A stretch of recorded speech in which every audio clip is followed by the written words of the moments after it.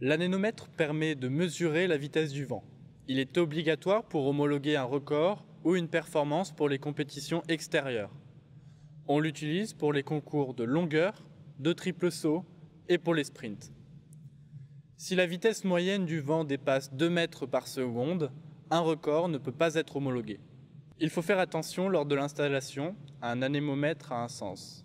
Grâce à cela, on peut dire si le vent est favorable, notez plus, ou si le vent est défavorable, notez moins. On arrondit la mesure au dixième de mètre par seconde, supérieur dans la direction positive. Par exemple, pour un vent affiché de plus 2,03 mètres par seconde, on inscrira sur la fiche plus 2,1 mètres par seconde. Pour un vent de moins 2,03 mètres par seconde affiché, on inscrira moins 2 mètres par seconde.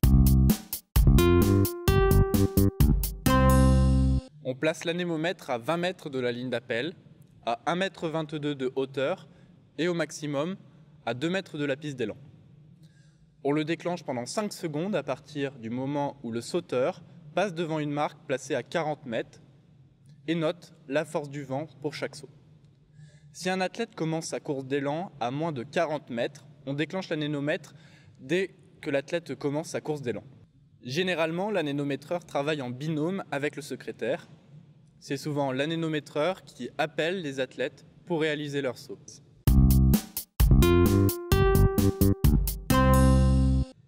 On place l'anémomètre à 20 mètres de la ligne d'appel, à 1,22 m de hauteur et au maximum à 2 mètres de la piste d'élan. On le déclenche pendant 5 secondes à partir du moment où le sauteur passe devant une marque placée à 35 mètres et note la force du vent pour chaque saut.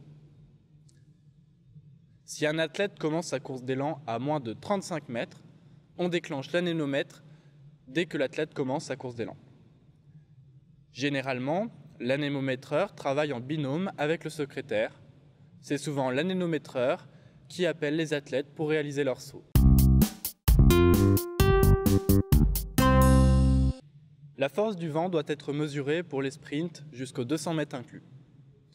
On place l'anémomètre à 50 mètres de la ligne d'arrivée, à 1,22 m de hauteur et au maximum à 2 mètres du couloir 1. On déclenche à partir de l'éclair ou la fumée du pistolet du starter pour toutes les courses, sauf celle du 200 mètres. Pour les courses de 200 mètres, on déclenche au moment où le premier athlète entre dans la ligne droite. La période de déclenchement varie en fonction de l'épreuve. Voici les différents temps de déclenchement.